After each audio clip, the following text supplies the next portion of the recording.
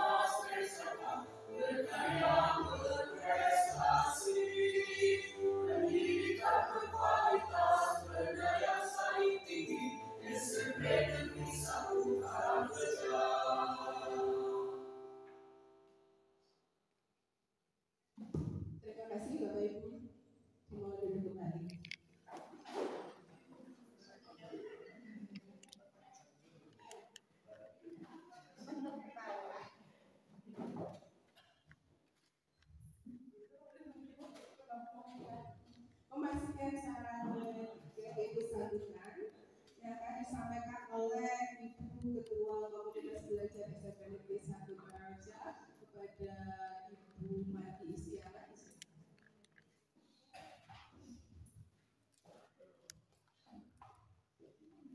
Assalamualaikum warahmatullahi wabarakatuh.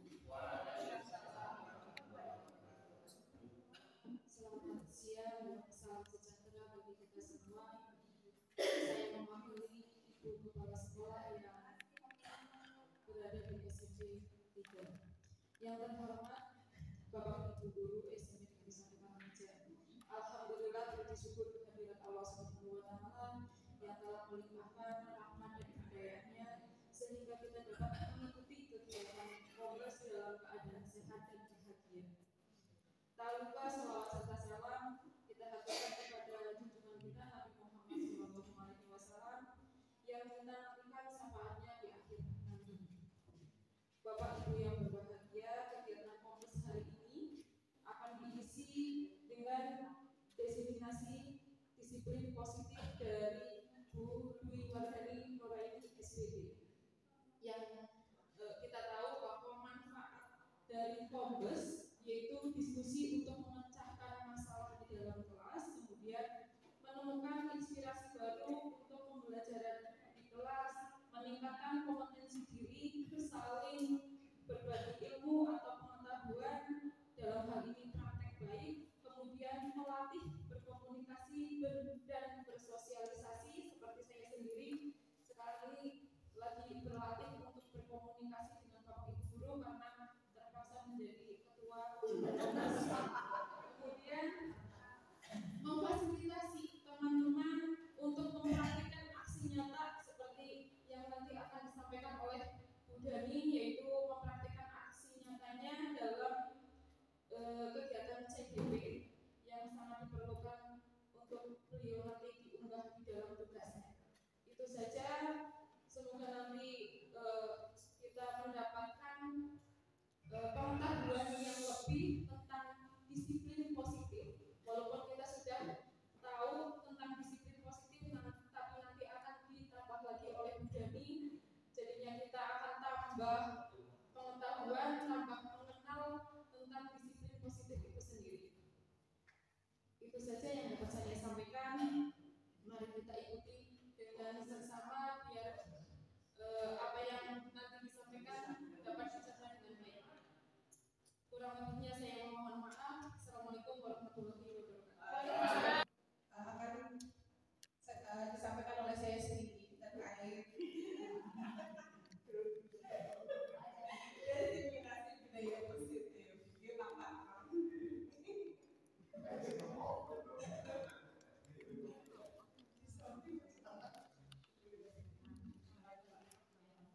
Gitu Pak Ibu, langsung saja ini untuk kegiatan kita yaitu aksi nyata modul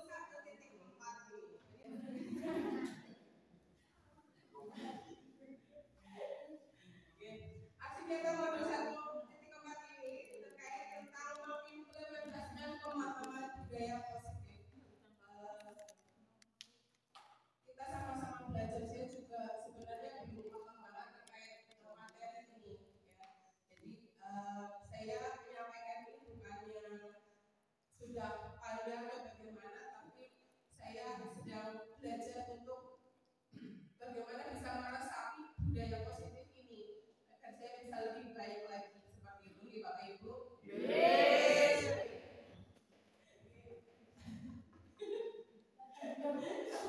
Yang pertama di sini alur kegiatannya pertama dari apa itu membuka kita. Apa kalau nanti dijawab.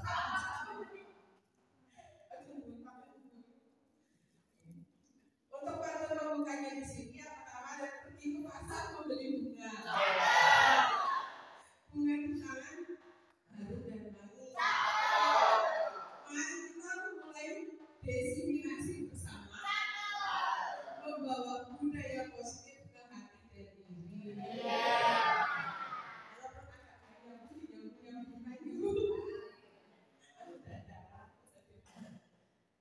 Jadi untuk susunan kegiatan desiminasi hari ini acara sudah tadi, ada pembukaan, sambutan, dan kita mulai untuk acara ini. Adapun untuk acara inti hari ini terkait pemaparan konsep inti budaya positif adalah yang pertama tujuan kegiatan, yang kedua explaining, yang ketiga kesepakatan forum desiminasi, yang keempat pemaparan konsep inti yang meliputi perubahan paradigma belajar, disiplin positif, motivasi perilaku manusia, keempat kebutuhan dasar, kelima posisi kontrol restitusi, enam keyakinan kelas, dan tujuh segitiga restitusi terakhir adalah penutup. Oke. Yang selanjutnya kita explaining dulu lah.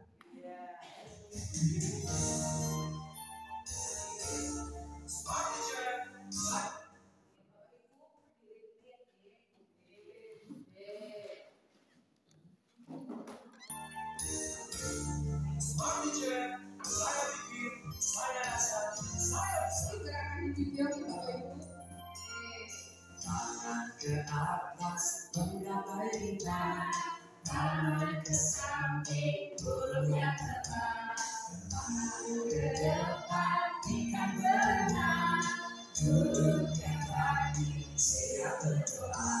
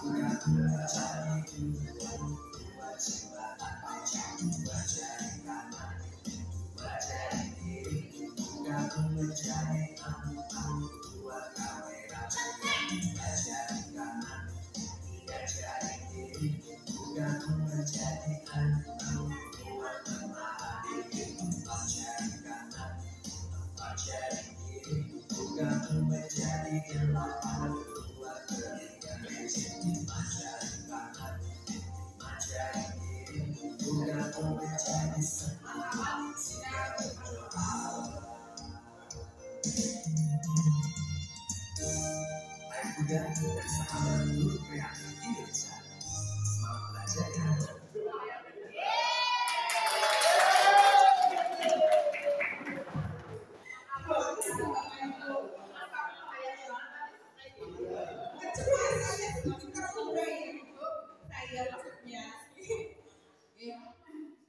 Untuk eksperimennya sekali aja nih Bapak Ibu.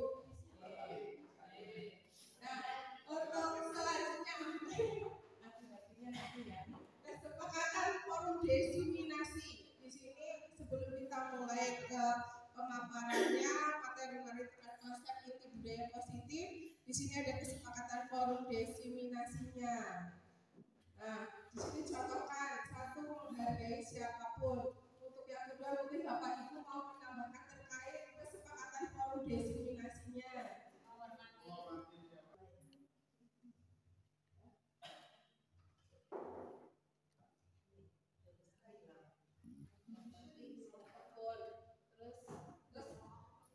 Menghargai siapapun, terus yang kedua adalah menghormati. Terus yang ketiga membantu, menolong,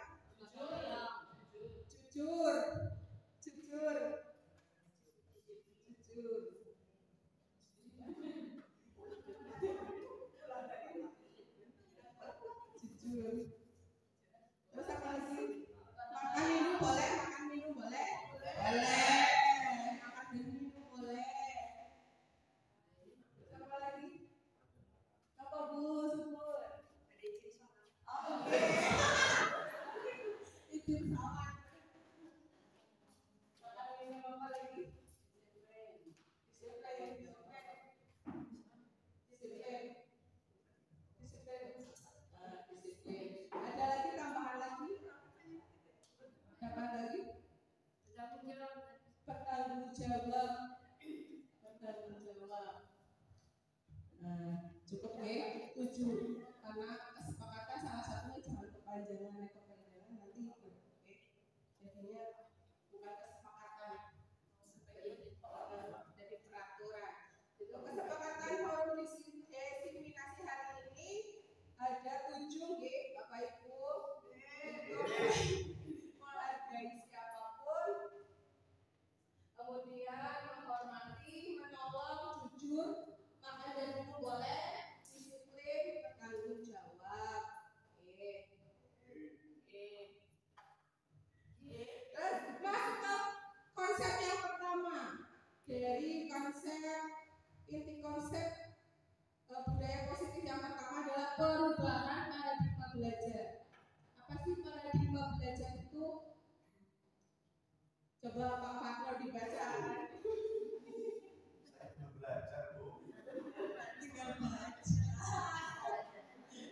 Pembelajaran dengan paradigma baru merupakan pembelajaran yang dilakukan berdasarkan prinsip pembelajaran berdifferensiasi sehingga murid belajar sesuai kebutuhannya berdasarkan tahap perkembangan sesuai teori psikologi modern untuk mewujudkan profil belajar Pancasila.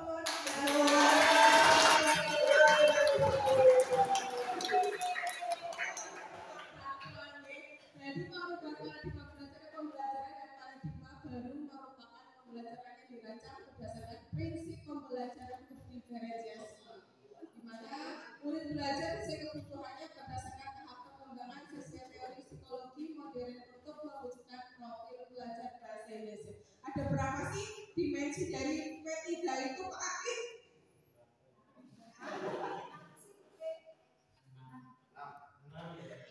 Apa saja Pak Akif?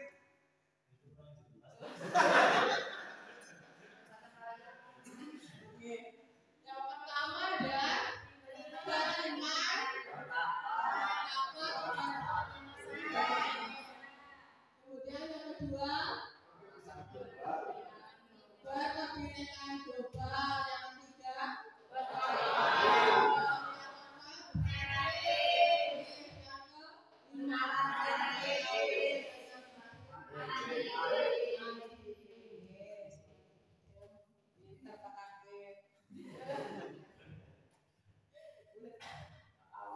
dalam perubahan paradigma belajar di sini ada miskonsepsi tentang teori kontrol. Ada 4. Yang pertama adalah ilusi bahwa kritik dan membuat rasa bersalah mampu menguatkan karakter. Yang kedua, ilusi bahwa orang dewasa berhak memaksa. Yang ketiga, ilusi bahwa semua penguatan positif efektif dan bermanfaat. Dan yang keempat adalah ilusi guru untuk mengontrol murid. Dalam perubahan paradigma, di sini ada stimulus respon ke pendekatan teori kontrol. Untuk stimulus responnya di sini menyatakan realitas kebutuhan kita sama, tetapi dalam teori kontrol di sini menyatakan realitas kebutuhan kita berbeda. Kemudian semua orang, stimulus respon mengatakan semua orang melihat hal yang sama. Teori kontrol, setiap orang memiliki gambaran yang berbeda. Yang ketiga, kita mencoba mengubah orang agar berpandangan sama dengan kita. Tapi teori kontrol kita berusaha memahami pandangan orang lain tentang dunia. Yang keempat, perilaku buruk dilihat sebagai satu kesalahan. Dalam teori kontrol, semua perilaku memiliki tujuan. Orang lain bisa mengontrol saya, tapi dalam teori kontrol hanya Anda yang bisa mengontrol Anda diri sendiri, mengontrol diri sendiri. Saya bisa mengontrol orang lain, Anda tidak bisa mengontrol orang lain. Pemaksaan ada pada saat rujukan gagal. Teori kontrol mengatakan kolaborasi dan konsensus menciptakan pilihan-pilihan baru. Yang terakhir, model berpikir menang atau kalah. Jadi dalam teori kontrol, model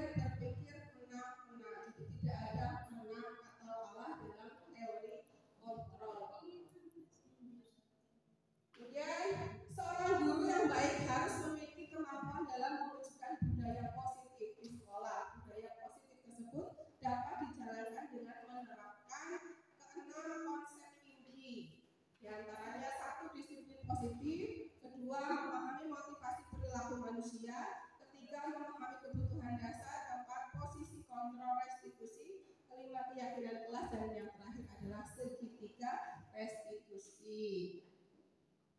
Nah, untuk disiplin positif, kira-kira pengertian dari disiplin positif dari yang sudah kita pahami itu apa nih Bapak Ibu? Ada yang bisa menyampaikan? Awal masih belajar. Baik, untuk disiplin positif. Disiplin positif di sini adalah merupakan suatu pendekatan disiplin yang mengajarkan tanggung jawab kepada anak dan mengembangkan kesadaran diri berdasarkan nilai-nilai kebajikan. Disiplin positif lebih menekankan pada disiplin internal yang memungkinkan siswa mengontrol tindakan mereka sendiri. Dengan menerapkan disiplin diri, siswa dapat memahami dan menyadari tindakan mereka berdasarkan motivasi internal, bukan karena paksaan, ujian atau hukuman. Berbicara tentang nilai-nilai kebajikan, kira-kira nilai kebajikan yang ada itu apa nih Bapak Ibu? Yang kita ketahui nilai-nilai kebajikan. Nilai-nilai tanggung jawab, betul, makian. Terus apa lagi? Jujur, beres. Suka menolong, bisa. Bagus. Menghormati kita. Bisa ya, tapi perlu dilanjutkan. Nah, di sini kita ketahui nilai-nilai kebajikan yang universal. Nilai-nilai kebajikan adalah sifat-sifat positif manusia yang merupakan tujuan mulia yang ingin dicapai setiap individu. Nilai-nilai tersebut bersifat universal dan lintas bahasa, suku bangsa, agama maupun latar belakang. Nilai-nilai kebajikan yang ingin dicapai oleh setiap peserta didik sudah ada atau tertuang pada P3. Dimensinya ada 6, ya Pak Akir. Semua sudah terangkum dalam profil pelajar Pancasila. Nah, di sini kita masuk ke konsep yang kedua, yaitu motivasi perilaku manusia. Di sini saya ingin bertanya, kira-kira setuju atau tidak setuju? Hanya menjawab setuju atau tidak setuju ya. Nomor 1, hukuman di sekolah dapat mendisiplinkan anak. Kira-kira setuju apa tidak? Tidak. Yang tidak setuju, Cong. Jiran pada 10. Oke. Yang tidak setuju, Pak Aki setuju banget.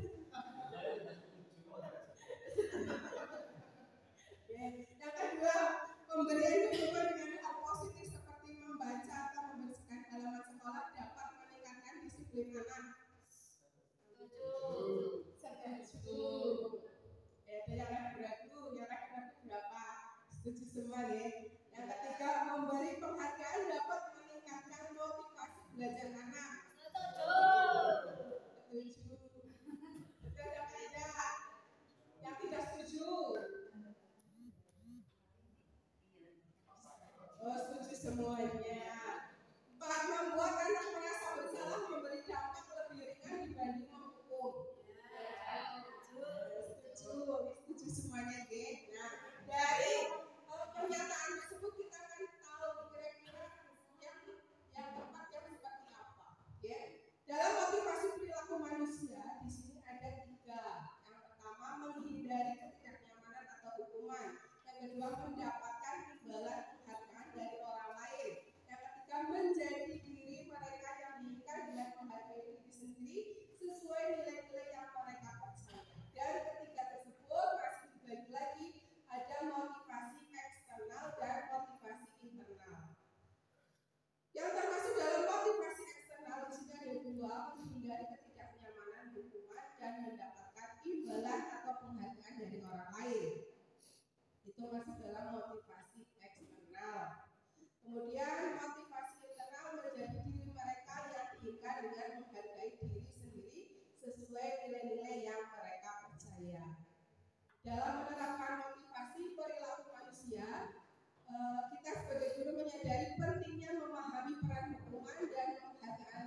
Namun sebagai seorang guru harus berupaya untuk membangun motivasi internal agar siswa menjadi diri mereka atau pribadi yang diinginkan dengan menghargai diri sendiri sesuai nilai-nilai yang mereka percaya. Ini sejalan dengan filosofi KHD yang menekankan pendidikan sebagai sarana untuk kemerdekaan manusia, di mana guru berperan sebagai pengarah dan penggerak, bukan sebagai pengontrol yang memaksakan kehendak. Di sini ada perbedaan antara hukuman, konsekuensi, dan restitusi. Hukuman yang pertama tidak terencana atau tiba-tiba. Kemudian yang kedua, murid tidak tahu apa yang akan terjadi atau tidak dilibatkan. Ketiga, bersifat satu arah. Keempat, berupa hukuman. Yang kelima, fisik atau psikis. Sedangkan konsekuensi di sini diartikan yang pertama adalah terencana atau disepakati sesuai peraturan. Yang kedua, murid tetap dibuat tidak nyaman. Yang ketiga, sikap guru selalu memonitor murid. Yang ketiga, restitusi. Restitusi mengatakan proses menciptakan kondisi bagi murid untuk memperbaiki kesalahan. Proses kolaboratif yang mengajarkan murid untuk mencari solusi sendiri. Itu perbedaan dari ketiga makna hukuman, konsekuensi, dan restitusi. Kemudian kita masuk ke kebutuhan dasar. Di sini ada pernyataan. Ketika seorang murid melakukan suatu perbuatan yang bertentangan dengan nilai-nilai kebajikan atau melanggar peraturan, hal itu sebenarnya dikarenakan mereka gagal memenuhi kebutuhan dasar mereka. Apa saja sih kebutuhan dasar? Nah, pengertiannya dulu. Kebutuhan dasar. Coba dibacakan awal. Kebutuhan dasar manusia adalah segala sesuatu yang kita lakukan untuk mendapatkan apa yang kita inginkan. Seluruh tindakan yang kita lakukan memiliki tujuan tertentu dan semua usaha terbaik yang kita lakukan adalah dalam rangka agar kebutuhan dasar kita terpenuhi dengan baik.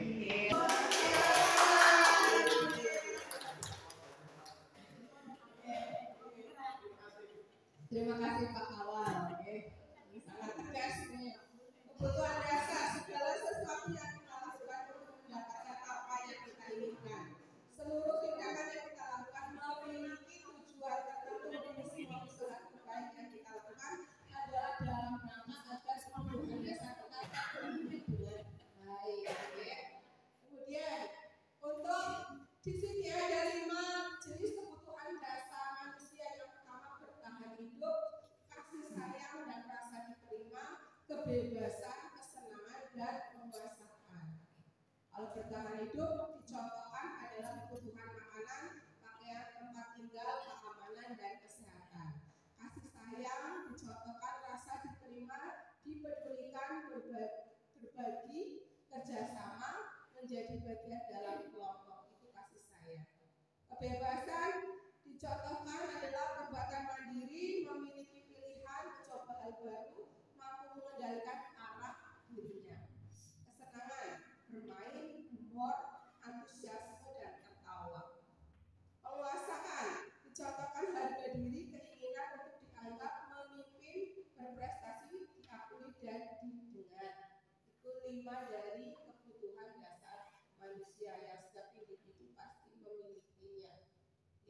Di sini ada studi kasus Ibu Sulaiha, guru wali kelas 9H, sedang bingung menghadapi ulah salah satu murid di kelasnya, Tommy.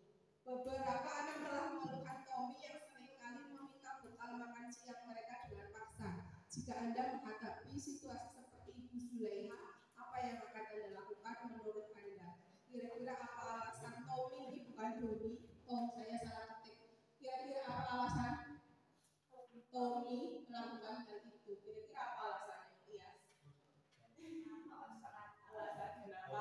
Karena si Tommy itu sering minta bekalnya. Nggak dibawain. Kurang. Kalau diambil dari 5 alasan, termasuk alasan yang berapa? Apa dia kan? Kebutuhan hidup gitu ya. Kita telah satu-satu untuk alasan Tommy. Oh tadi ya disampaikan oleh Pak. Ya, alasan Tommy yang pertama karena dia lapar dan orang tuanya tidak membawakan bekal makan siang, maka kebutuhan dasar yang sedang berusaha dipenuhi oleh Tommy adalah kebutuhan untuk bertahan hidup survival. Kemudian alasan Tommy yang kedua, karena dia merasa senang temannya jadi memperhatikan dia.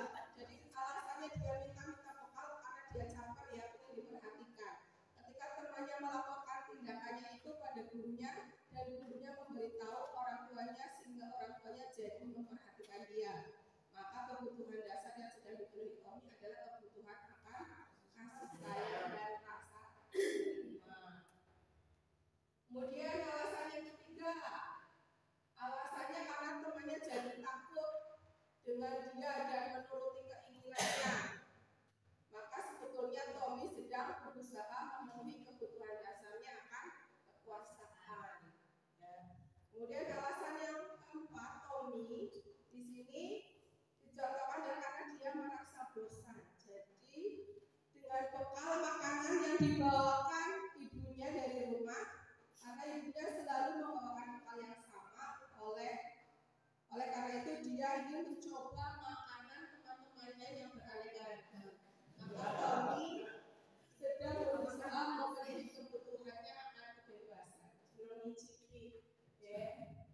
Alasan Tommy yang kelima, karena dia melakukan iseng, karena iseng saja dan dia menikmati ekspresi wajah teman-temannya yang kesal karena diambil makanannya dan menurut dia ekspresi teman-temannya itu lucu. Maka berarti Tommy sedang berusaha memenuhi kebutuhannya akan kesenangan. Dan seperti yang dicontohkan oleh Pak Patron. Itu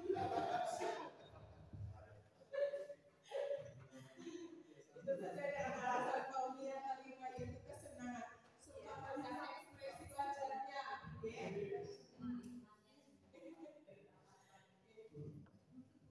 Nah, kita sampai pada posisi kontrol. Posisi kontrol.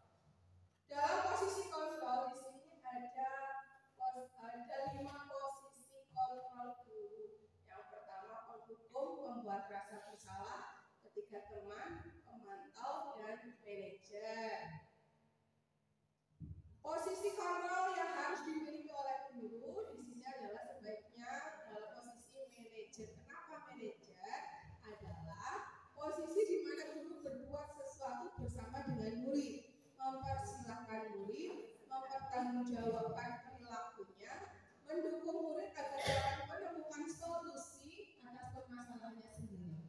Posisi manajer mengacu pada restitusi yang memungkinkan siswa menjadi manajer bagi diri sendiri dan menciptakan identitas positif serta keberhasilan dalam dirinya sendiri. Nah, di sini ada 5 posisi kontrol. Yang pertama di sini ada motivasi, guru berbuat, guru berkata, dan hasil kaitan dengan dunia berkualitas, murid berkata, dampak pada murid. Kemudian identitas gagal, kontrol dari luar, identitas berhasil atau sukses, kontrol dari luar, identitas berhasil atau sukses, kontrol diri. Nah, di sini dicontohkan, saya bacakan satu, menghindari hukuman dari identitas gagal, ya, untuk kontrol dari luar, penghukum, guru berbuat menghukum, menghadik, menunjuk-nunjuk, menyakiti, menyindir. Okay. Kemudian untuk membuat rasa bersalah, berceramah dan mengatakan seharusnya atau ibu kecewa. Dengan identitas berhasil atau sukses kontrol dari luar, di sini posisi teman adalah guru berbuat membuatkan alasan-alasan untuk muridnya. Kemudian sebagai pemantau adalah menghitung dan mengukur. Dan yang terakhir identitas berhasil atau sukses kontrol diri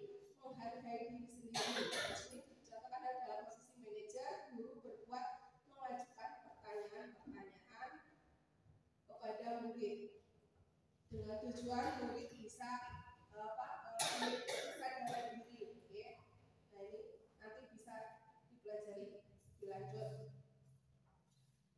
Nah yang terakhir adalah keyakinan kelas. Keyakinan kelas, apa sih keyakinan kelas? Mungkin ada yang bisa mendefinisikan dari keyakinan kelas. Baik, keyakinan kelas di sini adalah seperangkat nilai dan prinsip yang disepakati bersama oleh guru dan siswa untuk memandu perilaku dan interaksi di dalam kelas. Mengapa keyakinan kelas bukan peraturan kelas? Nah, nanti kita bisa melihat kenapa keyakinan kelas. Dalam keyakinan kelas, guru berperan mewujudkan pembentukan keyakinan kelas melalui diskusi yang menghasilkan kesepakatan antara guru dan murid dengan langkah-langkah di antara yang pertama melibatkan semua anggota kelas, siswanya, kemudian melakukan brainstorming, ya, memberikan pertanyaan terbuka, catat semua ide-ide yang muncul dari siswa, kemudian kelompokkan ide-ide tersebut. Kemudian yang ketiga, memilih keyakinan kelas sesuai dengan nilai-nilai kebajikan yang ada. Kemudian yang keempat, membuat kesepakatan sesuai dengan tadi pemilihan keyakinan kelas, dan yang terakhir adalah implementasi dan evaluasi. Dalam ketentuan dalam pembuatan keyakinan kelas, di sini yang pertama harus bersifat abstrak. Kemudian yang kedua, memuat pernyataan universal. Yang ketiga, dibuat dalam pernyataan positif. Kemudian yang keempat, sedikit saja agar mudah diingat, sedikit tapi bermakna. Yang keempat, sesuai dengan kondisi kelas dan sekolah. Kelima, sehingga mudah diterapkan, sesuai dengan kondisi kelas dan sekolah sehingga mudah diterapkan. Semua warga sekolah atau warga kelas dilibatkan saat membuat keyakinan kelas. Oke, itu ketentuannya. Di sini dicontohkan ketika saya membuat keyakinan kelas KKMP IPS kelas 8 yang membuat 5 keyakinan kelas. Kalimat positif dalam keyakinan kelas yang pertama adalah selalu berperan aktif, kemudian menghormati, disiplin dalam mengikuti pembelajaran, kemudian menjaga kelas agar bersih dan aman, kondusif, serta bersikap jujur. Yang terakhir ini segitiga restitusi. Kita sampai di penghujungnya ini. Segitiga restitusi. Mungkin Bapak Ibu sudah melakukan segitiga restitusi. Apa sih segitiga restitusi? Mungkin ada yang tahu atau sudah memahami untuk restitusi? Restitusi. Apa itu restitusi? Restitusi menurut Gosen tahun 2004 itu adalah proses menciptakan kondisi bagi murid untuk memperbaiki kesalahan mereka sehingga mereka dapat kembali ke kelompok mereka dengan karakter yang lebih kuat. Nah, di sini untuk dalam segitiga restitusi sebagai seorang guru yang berperan sebagai manajer, saya menggunakan segitiga restitusi dalam menyelesaikan masalah melalui 3 tahapan dengan simbol segitiga. Yang pertama adalah menstabilkan identitas, kedua validasi tindakan yang salah, yang ketiga menanyakan keyakinan. Tujuannya apa? Tujuannya adalah agar menciptakan siswa yang mandiri dan bertanggung jawab. Nah, di sini ada contoh dalam menstabilkan identitas.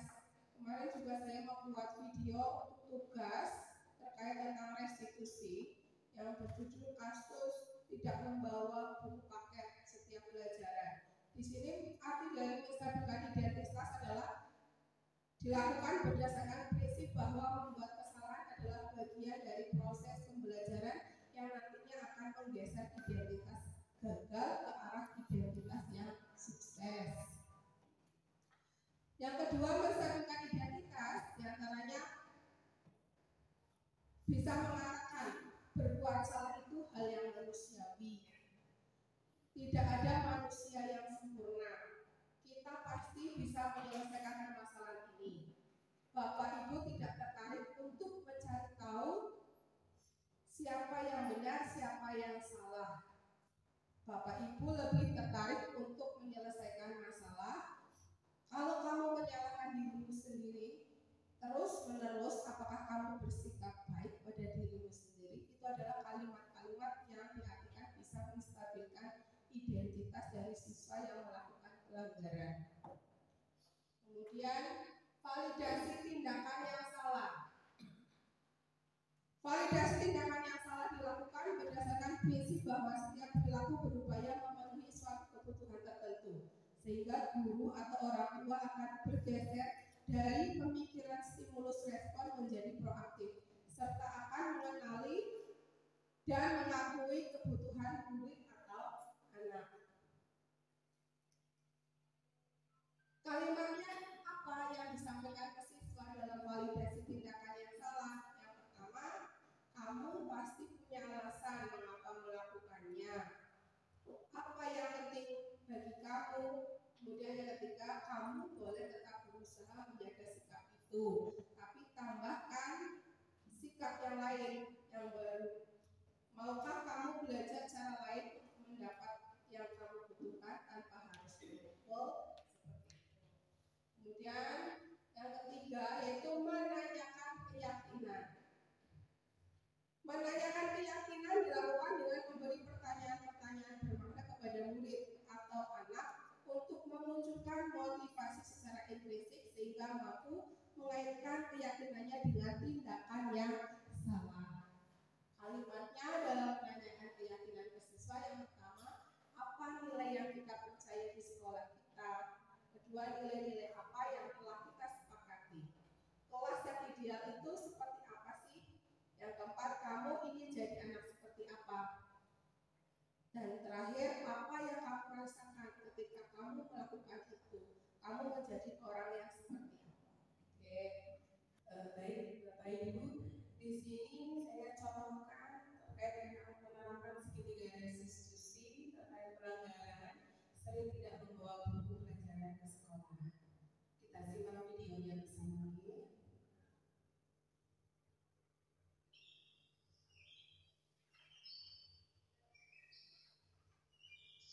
Dalam kasus ini antara guru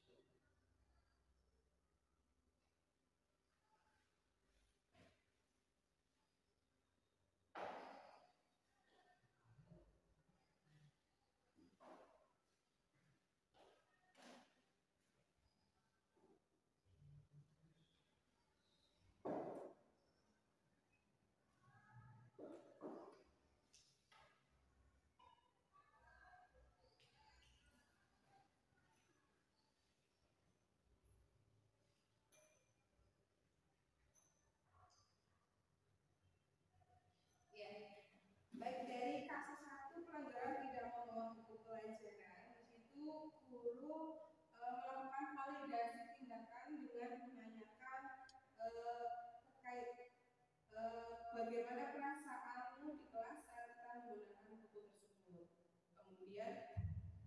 Kemudian juga dari kalimat tentang menanyakan keyakinan, di mana Bu Dewi ini di situ ditulis ini bisa membuat kamu ketinggalan pelajaran dan kurang paham materi yang diajarkan. Menurutmu apa yang bisa kamu lakukan agar tidak lupa lagi membawa buku? Jadi menanyakan keyakinan ke dia. Kemudian yang terakhir untuk menstabilkan identitas, Bu Dewi ini juga menyatakan kita semua kadang bisa lupa, tapi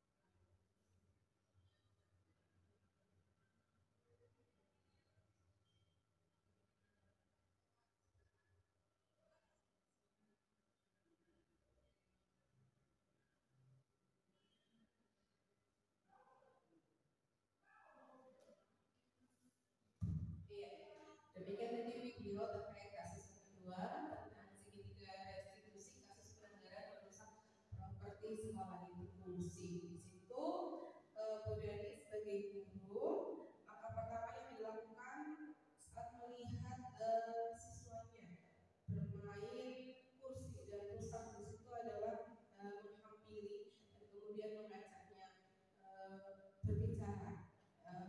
berbicara berdua dan menanyakan, bisakah kamu ceritakan apa yang terjadi? Itu langkah awal. Kemudian di situ si Eva menjawab terkait tentang sedang asik bermain dengan temannya dan akhirnya kursinya itu jadi rusak. Kemudian Bu Dani menceritakan identitasnya dengan mengatakan terkait kadang saat kita bermain kita bisa lupa dengan keadaan sekitar. Tapi coba pikirkan bagaimana dampaknya jika kita merusak properti sekolah. Itu kalimat untuk menstabilkan identitasnya. Kemudian dalam menyatakan validasi tindakan yang salah di sini, Bu Dani tidak menyalahkan, tetapi dari jawaban yang disampaikan oleh Evan terkait dampaknya apa dan kalau kita sudah merusak properti sekolah, di situ Bu Dani mengatakan kursi yang rusak tentu mengganggu kenyamanan belajar dan sekolah juga perlu mengeluarkan biaya untuk memperbaikinya. Menurutmu apa yang bisa kita lakukan untuk memperbaiki situasi itu? Itu tahapan dalam validasi tindakan yang salah. Kemudian yang tahapan yang ketiga yaitu menanyakan keyakinan. Bu Dani di sini menyatakan dan menawarkan, Bu Guru akan membantu kamu mencari cara untuk memperbaiki kursi tersebut dan kita juga bisa bersama-sama mengingatkan teman-teman agar lebih berhati-hati saat bermain. Bagaimana kalau kita membuat aturan baru tentang penggunaan ruang kelas saat istirahat? Kira-kira demikian dari dua kasus tersebut untuk tahapan segitiga restitusi yang sudah saya lakukan. Semoga dari video tersebut juga bermanfaat untuk kita semua, terutama saya sendiri sebagai pendidik, untuk bisa lebih baik lagi ke depannya. Demikian.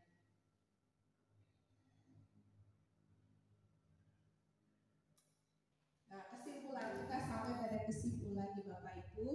Yang terakhir, dalam penerapan program disiplin positif, hendaknya guru memiliki standar kepribadian profesional dan sosial yang baik, di mana guru mampu merefleksikan dirinya dalam posisi kontrol saat ini. Bagaimana perjalanan dirinya sebagai manajer yang menuntun muridnya menjadi insan yang mandiri, merdeka, dan bertanggung jawab. Itu kalimat dari Standar Nasional Pendidikan. Oke. Terakhir, nah sudah selesai. Kita tutup dengan pantun nih Bapak Ibu. Pantun penutupnya ini Bapak Ibu, cakap lagi nih Pak. Matahari terbenam di ufuk barat sana, meninggalkan langit dengan warna berseri.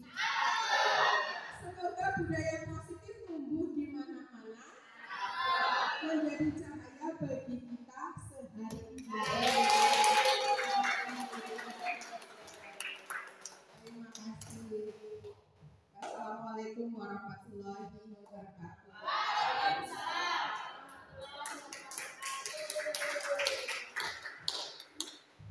Lanjut penutup Bapak Ibu. Alhamdulillahirrahmanirrahim, kegiatan diseminasi hari ini dapat berjalan dengan lancar. Mudah-mudahan bermanfaat dan berimbas positif serta dapat diimplementasikan di SMP Negeri 1 Karangreja. Sekali lagi saya mengucapkan terima kasih kepada Bapak Ibu semua yang sudah hadir, menyempatkan hadir di diseminasi saya. Semoga apa yang Bapak Ibu lakukan hari ini dicatat sebagai amal kebaikan.